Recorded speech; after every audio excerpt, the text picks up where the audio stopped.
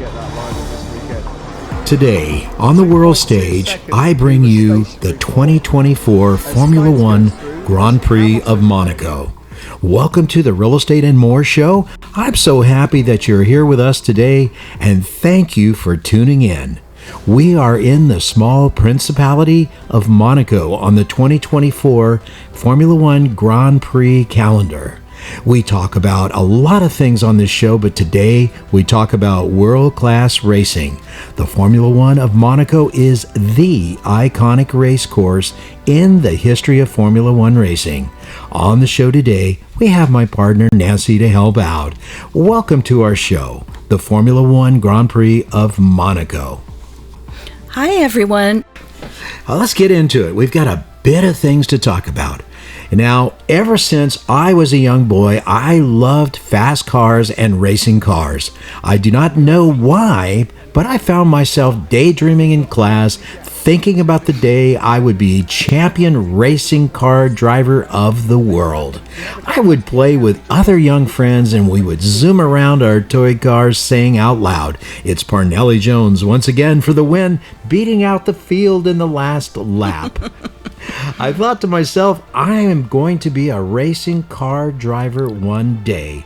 And one day, I did. Not Formula One, mind you, but another class of pro racing caused adrenaline to flow in my veins. And flow it did until the incredible expense of it all sidelined my efforts. Michael, can we talk about the magic of a Formula One race car? Sure can. So, first question. What are Formula One cars made of? They call it monocoque. It's composite carbon fiber, light, sturdy, strong, includes the driver controls and the fuel cell.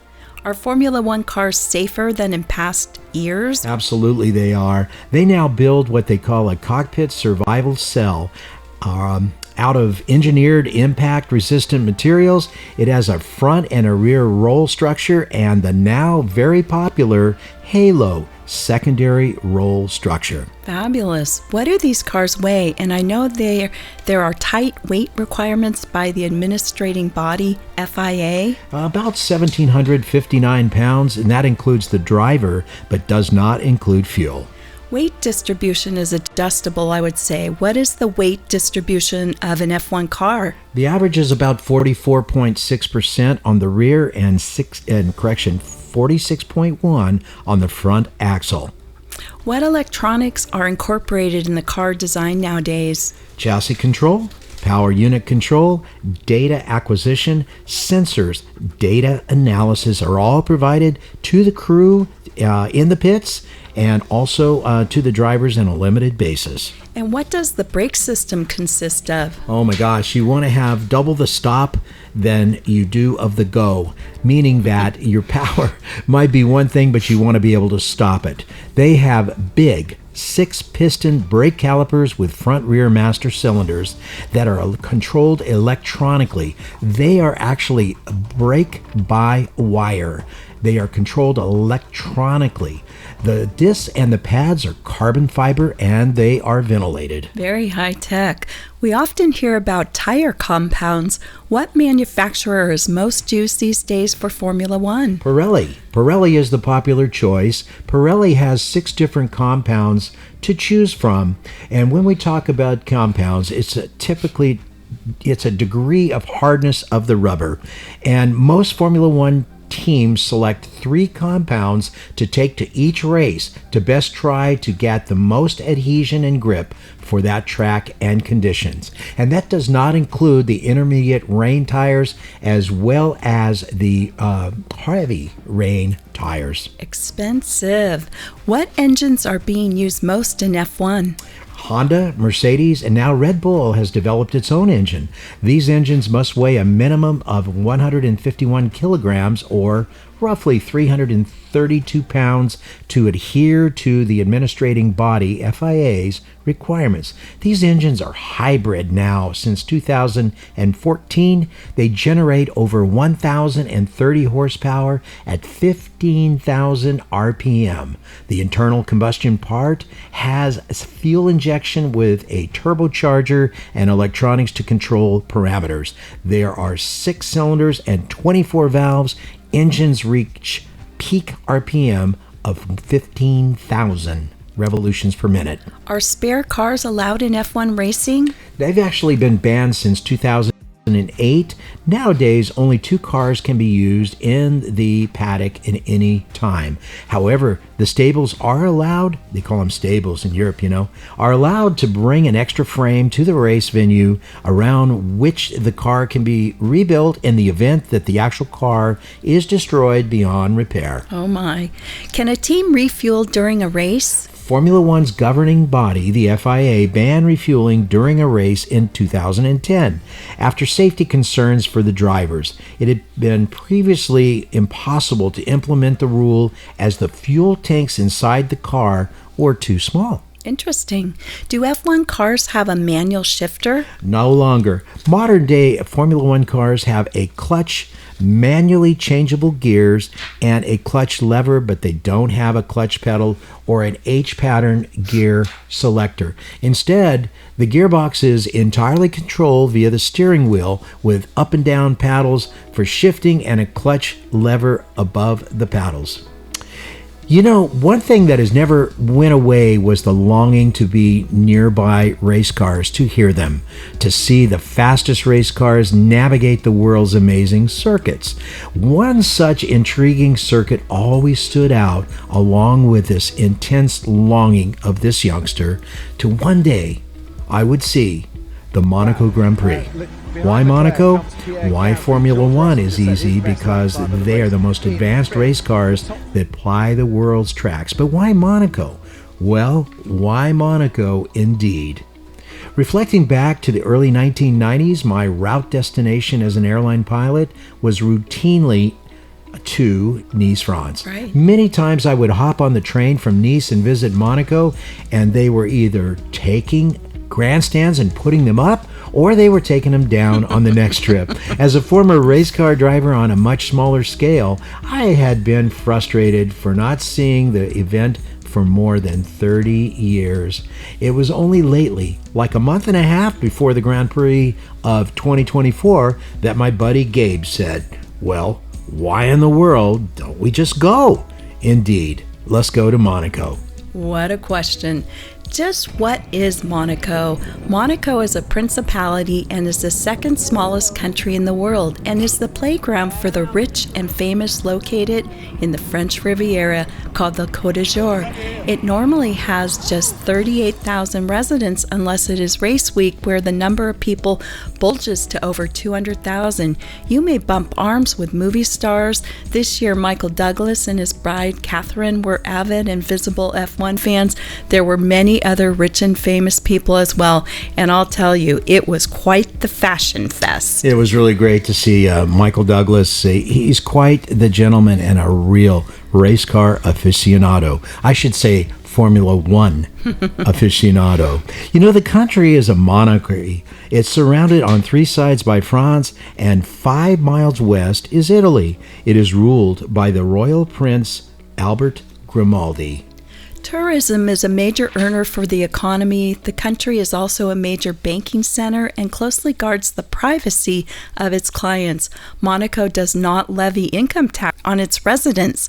This is such a great place to live that 9 out of 20 Formula One drivers make Monaco their personal residence. In my view, any driver who reaches the level of Formula One has to be extraordinary, beyond any race driver norm. And before we talk about the actual race circuit, I point out the legendary Ayrton Senna, as he's held the record for the most Monaco Grand Prix wins. He has had 6. From 1989 through 1993, he won 5 races in Monaco in a row. Impressive. As a former driver, I would say he'd figured out that circuit and its quirks. And one should watch Senna navigating this circuit. The throttle control, flying on the edge of control. Utterly amazing is the term to describe this man's performance in Monaco, as well as other F1 courses. Some of us recall Senna's words: "If you no longer go for the gap that exists between cars, you are no longer a racing car driver." Senna was a master, as this statement reveals, split-second discernment, showing how very, very fast a driver's decision-making must be, how possible it is to pass, and pointedly, the courage of the driver to go for it. And some of the most fascinating words I've heard regarding driving a race car came from Senna regarding Monaco in 1988. "I was no longer driving the car consciously. I was driving it by instinct, only I was in a different dimension. I was way over my limit, but still able to find even more. It frightened me because I realized I was well beyond my conscious understanding. I have never been able to attain that level of performance again." My, what an exhilarating experience to watch the race. The team with the most wins at Monaco is McLaren, one of our personal favorites, with 15 wins on this narrow, winding street course. Let's talk about the Monaco circuit. The Monaco Grand Prix is known as the most iconic in all Formula One on the Formula One calendar. A youngster would say, why? Racing through the streets of the Principality began way back in 1929, and one may note cars of that day were a world of difference as compared to those of today. The narrow circuit of 18 turns with few places to pass remains pretty much the same since 1929. And we have just witnessed the 81st running of this amazing event. The speeds through the circuit were nothing short of spectacular. 18 turns, their names, each has its story to tell. Turn 1, Saint Devote. There's a chapel built in the name of the patron saint of Monaco, Saint Devote. The right turn, which is turn 1, was made famous in 2011 when Lewis Hamilton passed to the inside of Michael Schumacher in this very narrow corner. Speeds of 169 down to 70 miles per hour. Turn 2, Beau Rivage. Means a beautiful coastline. Turn 2, Beau Rivage. A brief right-hand turn gives view of the Mediterranean as the highest point of the circuit. It's made famous in 1984 when Nigel Mansell surprised everyone by passing Alain Prost for the lead, then crashed just after the pass. Speeds of 80 up to 161 miles per hour. Turn 3, Fascinate. A long left-handed turn that takes drivers down towards the middle sector of the lap. Fascinate takes its name from French opera composer Jules Massenet, of whom there is a statue on the outside of the turn. Speeds of 162 down to 100 miles per hour. Massenet wrote more than 30 operas during the Romantic era of music during the 19th century. Famous F1 moment: during slippery conditions in the 2008 race, both David Coulthard and Sebastian Bourdais crashed into the barriers in quick succession, bringing out the safety car. Turn 4, Casino Square. That's a right-hander, a very exciting right-hander, with the Monte Carlo Casino on the left of the drivers as they prepare to head further down the hill to the port and sea level. The 158-year-old Monte Carlo Casino is one of Monaco's most popular tourist attractions. James Bond has been known to be filmed here. Speeds of 97 down to 81 miles per hour. Turn 5, Mirabeau Superior. The start of the slowest section of corners on the entire F1 calendar, all races. Mirabeau Superior is the first of 2 turns named after the former Le Mirabeau Hotel that overlooks the track to the driver's right at turn 7. There's a sharp braking zone at the bottom of the hill with several drivers sliding straight on when heavy rains prevail. Famous F1 moment in 1986, Patrick Tambay's ambitious attempt to overtake Martin Brundle. amazing driver, by the way, that Martin Brundle, resulted in the former being tipped over and barrel rolling into the barriers. Now you are listening to the Real Estate and More Show, World Stage 2024 Grand Prix of Monaco. I'm your host, and I have my partner along, Nancy, helping me today. Please be so kind as to go to our YouTube channel at My Real Talk Show. That's at My Real Talk Show at youtube.com. Touch the subscribe button, then the like button if you would be so kind. It will make our day. Turn 6, Grand Hotel or Fairmont Hairpin. The slowest corner on the F1 calendar is perhaps the most iconic in Monaco. Practically unchanged from the very first race around the streets in the 1920s, drivers make the left-hand turn at speeds down to 55 miles per hour. The TV camera from up above showing cars snaking through the entire Mirabeau section is one of the most recognizable of the season. And the famous F1 moment, the tightest of turns, has produced some rather awkward moments over the years, including in 2000 when Jenson Button tipped Pedro de la Rosa into a spin, blocking the entire track and causing traffic jam of over half the F1 field. Turn 7, Mirabeau Inferior.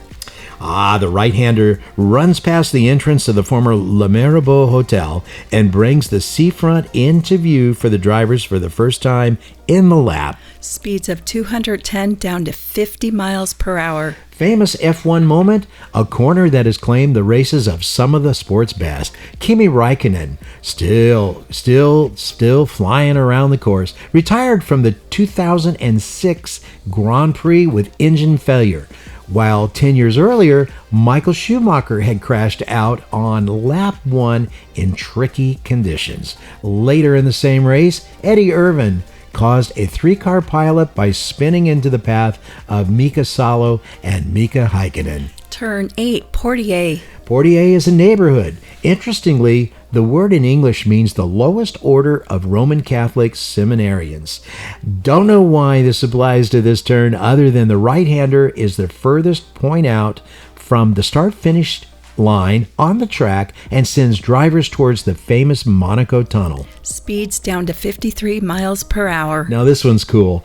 Listen to this famous F1 moment. Formula One great Ayrton Senna crashed into barriers here at Portier at the 1988 Monaco Grand Prix, while over a minute clear of teammate Alain Prost in second place. Senna did not return to the garage, but instead went home. He went home to his nearby apartment, not surfacing until hours after the race was over. Oh, grief. Turn 9, Tunnel. This one is self-explanatory. It is fast. Far more of a slight kink than an actual corner. The right-handed bend and the road through the tunnel is always a spectacular sight for those watching on TV to view. It presents a unique challenge for the drivers who must quickly adjust their sight back to being in bright daylight on the way down to the heavy braking zone. Speeds of 180 miles per hour. Wow. Famous F1 moment, a mix-up behind the safety car in 2004 led to Michael Schumacher and Juan Montoya colliding in the tunnel, leaving the former's Ferrari with just 3 wheels and a lot of damage. Turns 10 and 11, Nouvelle Chicane.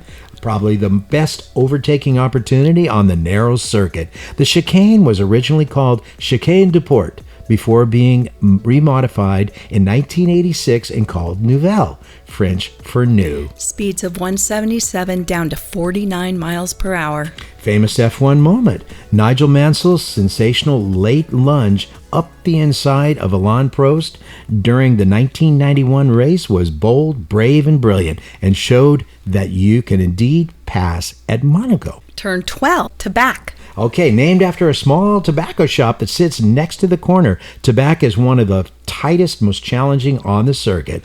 Given its proximity to the seafront, to back is another iconic Monaco corner that has barely changed in nearly a century of racing. That's where we sat. Yes. Speeds of 140 miles per hour. Famous F1 moment, Lewis Hamilton found himself in the barriers on lap 1 of the 2008 Monaco Grand Prix, but famously charged back through the field in slippery conditions to claim a famous victory. Turns 13, 14, 15, and 16 make up the two swimming pool chicanes, Louis Chiron and Piscine. The section was added after the construction of the Rainier 3 Nautical Stadium, which has, you guessed it, a swimming pool. The first of two chicanes make up this particular area, and it's named after Louis Virage Chiron, a Monegasque racing driver who finished third at the very first Formula One Grand Prix at the circuit in 1950. Now remember, 1950 was the first year of the Formula One. Speeds of 130 down to 84 miles per hour. Turn 17, Rascassi. The penultimate corner of the lap is named after the bar nightclub located just the other side of the barriers on the right. It's actually a double apex turn. The building was originally designed as a bar for fishermen. A rascassi is a scorpion fish found in the adjacent Mediterranean. Speeds of 122 down to 41 miles per hour. Turn 18, Anthony Noggs. Anthony Noggs was the founder of the Monaco Grand Prix and considered the motorsport pioneer for the Principality. He had previously brought the Monte Carlo Rally to life in 1911 and proposed ending all motor races with the waving of a checkered flag. This corner speeds of 71 miles per hour. And that takes us back to the start-finish line. From city streets to world-class racing circuit, did you know that it takes just 6 weeks to convert the small country streets into the iconic circuit, including multiple grandstands, and people flood to the small city to hang from balconies and restaurant patios to see this event? Drivers say it is the most challenging of races. Others say that the small size of the course is like driving through their living room. Nevertheless, each turn has its own name. Grandstands are erected in choice spots. 200 plus miles per hour race cars have to slow all the way down to 50 miles per hour for the Fairmont hairpin. The tunnel, well, wow, just wow. The sweeping right-hand turn tunnel sees these cars reach speeds of 190 miles per hour with little warning of a stopped car ahead, if that were the case. The track itself is 3.37 kilometers or 2.07 miles in length and experiences many elevation changes as the most talented drivers in the world navigate their way to the finish line. Drivers today get around the circuit in just 1 minute and 10 seconds, average speed of a lap about 130 miles per hour. Formula One driver great Jackie Stewart, a three-time world champion and three-time Monaco winner, chimed into the media and made it quite clear how he feels about Monaco's place on the Formula One calendar. If you haven't won in Monaco, there's something wrong with your career. After this year's performance by Charles Leclerc, a resident of Monaco, at least Charles can rest easy knowing that nothing is wrong with his career. And on a side note, I've met one of Jackie Stewart's race driver colleagues from the 1970s a few years back. Having coffee with a client and discussing my old racing days, an older gentleman comes up to the table and sits down with us. And my friend says, "Tell this man about your race driving days." So I did.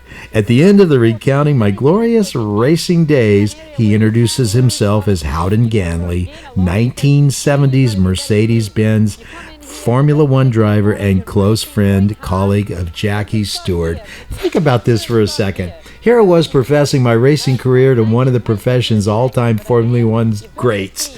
Sheesh. I was further impressed upon discovery that Mr. Ganley also authored the well-known book, The Road to Monaco. Let's talk about the race 2024 this year, Michael's dream come true. This year, Charles Leclerc of Scuderia Ferrari and Monaco resident essentially dominated the 3 practice sessions with the fastest lap times, and during Saturday's qualifying, Mr. Leclerc qualified in pole position. Now think about this, the top 10 of a total of 20 qualifying drivers and teams qualified within 1 second of the pole qualifier Charles. Wow, within 1 second. The race began with all drivers jockeying for best position during the start. They went through the turn 1 and headed up to Beau Rivage turn 2, and as they did, Red Bull's Sergio Perez crashed hard on the opening lap between turn 1 and the Beau Rivage corner when Haas driver Kevin Magnussen ran out of room at Beau Rivage and turned the Red Bull into the wall. The incident took out both drivers from the race and the other Haas car of Nico Hülkenberg as well. Then another accident on the start, just after turn 8 called Portier, and just before the tunnel, Alpine team driver Esteban Ocon crashed with his Alpine teammate, resulting in taking out one of the Alpine cars. There was a full course red stopping the race. The race was restarted almost an hour later. On the restart, Leclerc kept the lead, with McLaren's Oscar Piastri staying in second position. Ferrari's Carlos Sainz held down third place, and McLaren's Lando Norris finished fourth. The top 4 finishers displayed almost faultless driving for 78 laps without mistakes that would allow another car to pass. These top 4 were in a field of racing all by themselves. 2024 Monaco Grand Prix results: Leclerc as number 1, Piastri number 2, 3 Sainz number 3 position, and Lando Norris 4th position. And number 6, popular Red Bull driver Max Verstappen finished 6th. Yep, with Lewis Hamilton finishing just after him. So concluding, with all the mixed feelings, another line from my bucket list has been checked off. As sweet as it was to finally witness this race in person, it is a little sad to check it off the list. Man, what a race it was. Everything that I had dreamed of it would be since I was a youngster. And more, the wait was worth it. Awesome. A huge thanks to my dear friend Gabe, who said, well, you have been complaining about not going for so long. Heck, let's just go. A bigger thanks to his bride, my forever sister Bernadette, who loves Gabe enough to go along, and especially to my bride, Nancy, who's a wonderful person I am blessed to have had in my life. You've been listening to the Real Estate and More Show, the World Stage Monaco Formula One Grand Prix episode. Please help us by going to our YouTube channel at My Real Talk Show. That's at My Real Talk Show at youtube.com, and touch the subscribe and like button. That will make our day. We'll be right back with our next special guest. Stay tuned. Still are, Carlos. 16.6 on the... Please remember to go to our new YouTube handle, My Real Talk Show. That's My Real Talk Show at youtube.com, and touch that subscribe button.